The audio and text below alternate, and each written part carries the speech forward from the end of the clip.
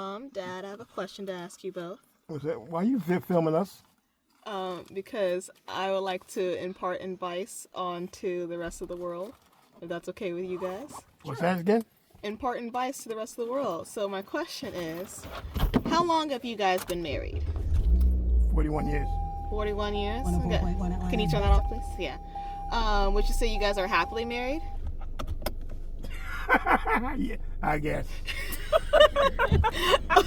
Okay, good enough. So the main question that I need to ask you guys is, what do you think it takes to have a happy marriage? Have fun, laugh a lot, because your dad's kept me laughing for years. I mean, just by default, just not doing anything funny, but Just breathing? His breathing's funny? Yeah. Being real and honest with how you feel.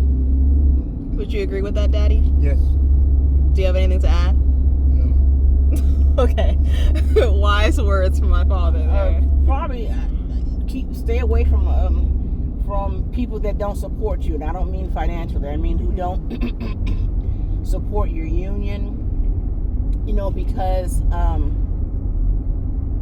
it's just good to stay away from that kind of toxic environment and stuff. And the other thing is, you know, a lot of people brag about how great, you know, their marriages are, and then a lot of times they,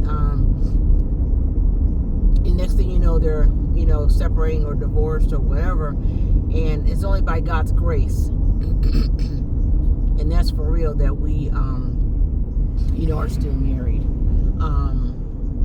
It's easy to be married when everybody accepts you and is happy that you guys are together, but it's a whole new level when you can make it without the support of other people, but through God's grace, like I said,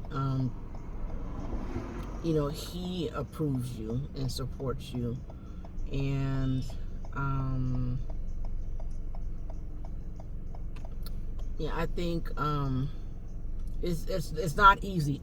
It's not easy being married. Even the Bible says that you'll have some trouble when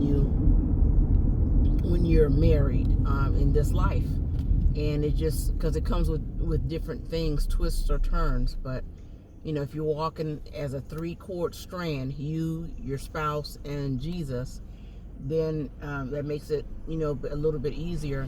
And I'm gonna say this, and this is not it's not a brag or for brownie points, but you know, our marriage has outlived, has withstood the test of time, and a lot of people that we know have been married 2 or 3 times, you know, and they would, a lot of those people would point fingers at us and throw darts at us and make fun of us, you know what I mean? And it's just I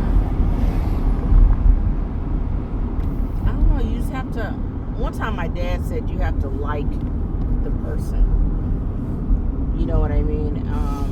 Sometimes that takes, I mean, if you like the person straight off, that's one thing, but you know, over time things change, and I don't know. Would you say it's healthy for couples, even after being married for so long, to still have arguments, or should like petty arguments cease altogether at one point? You know, what's petty to one person might not be to somebody else, and I think it is healthy to have disagreements, because if you have to let the other person know how you feel and what you're thinking, and sometimes the disagreements vary. You know, they vary from serious to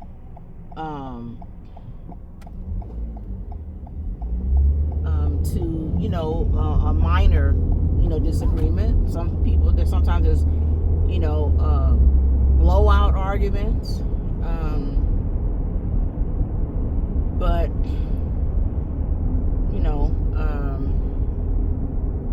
you eventually you'll get through it, get past it, come to an agreement. Some disagreements are as simple as one person wants to go to McDonald's, the other wants to go to Burger King. Well, you got to figure it out, and somebody has to give in and compromise. The next time, today we go to McDonald's, and next week we go to Burger King. It just depends. Prayer. Let me just put it to you that way. Prayer should be the focal point of the marriage. If there's a disagreement, you're not supposed to go to bed when you're angry at each other. That's also biblical. And have I always passed that test? I certainly have not. I certainly have not. But I don't know a whole lot about being married. I really don't. I know what I would never want to throw a wrench in somebody else's marriage. I would never, want to discourage somebody else, in their marriage or from getting married, yeah. What do you think people should look for in marriage partners?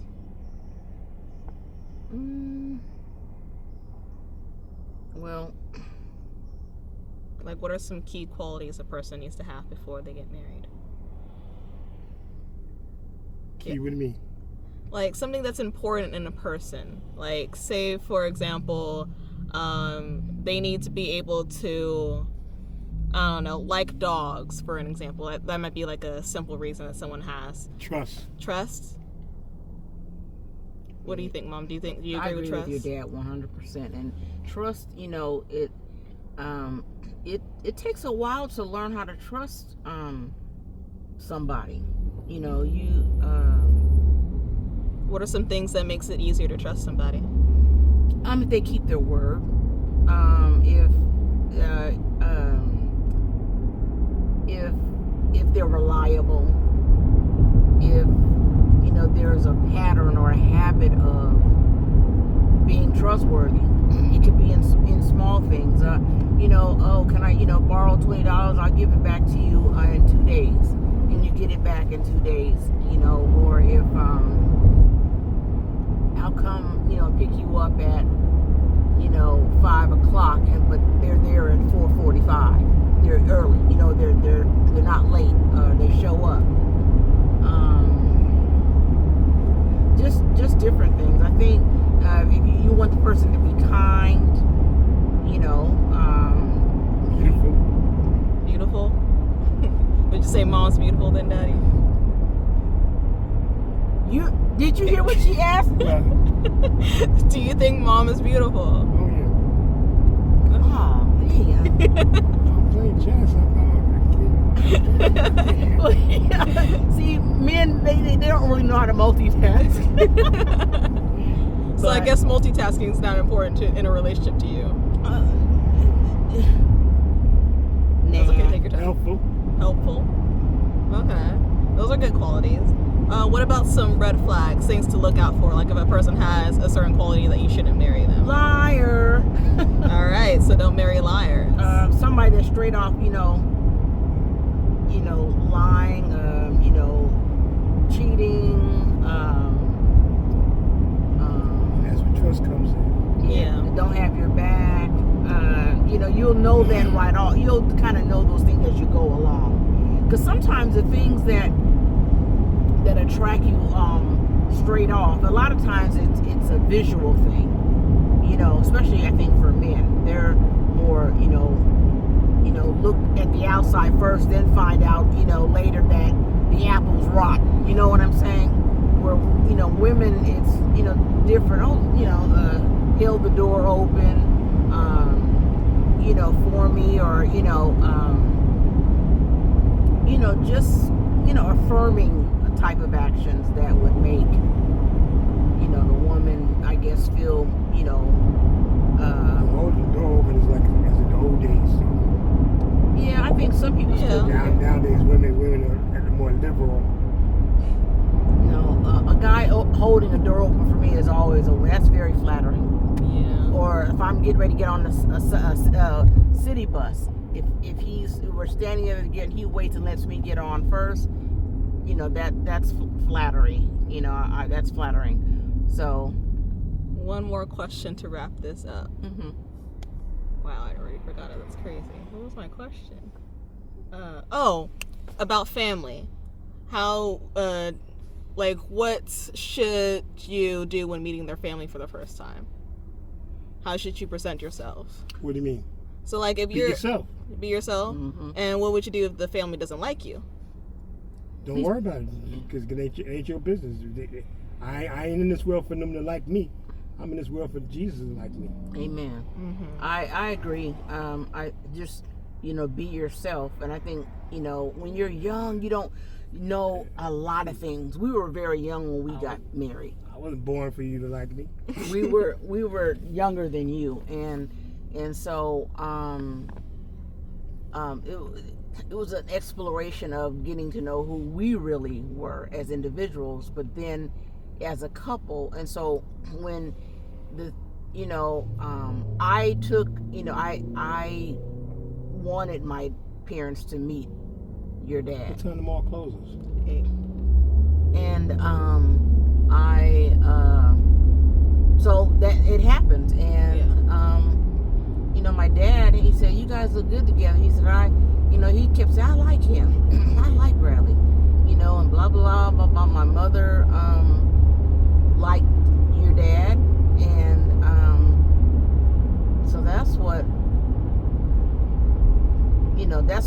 made the difference for me. And that's all I can say about the introductions, because if I went into a lot of detail, then I'd be spilling some beans on some stuff.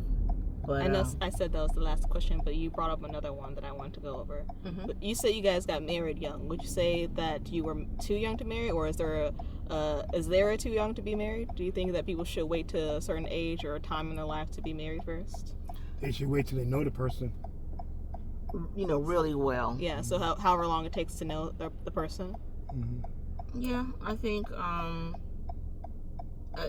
there might be a too young, but see, back in a day way before our time, people were getting married 18, 19 years old, and they stayed together 16. for years. Yeah, they stayed together 40 years and didn't remarry.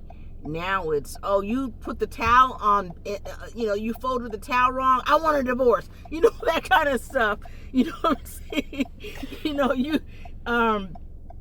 You only put the bottom lock on the door. You didn't put the top lock on. I'm going to go file for a divorce. You put the toilet paper under instead of over. Over, right. That kind of stuff. So I think it just depends. And being young enough or old enough, it's about maturity. Everybody is not mature they don't mature at the same time, at the same rate. They say you should live with them for a while, but they realize CG wasn't married them too. Live with a person before you get married?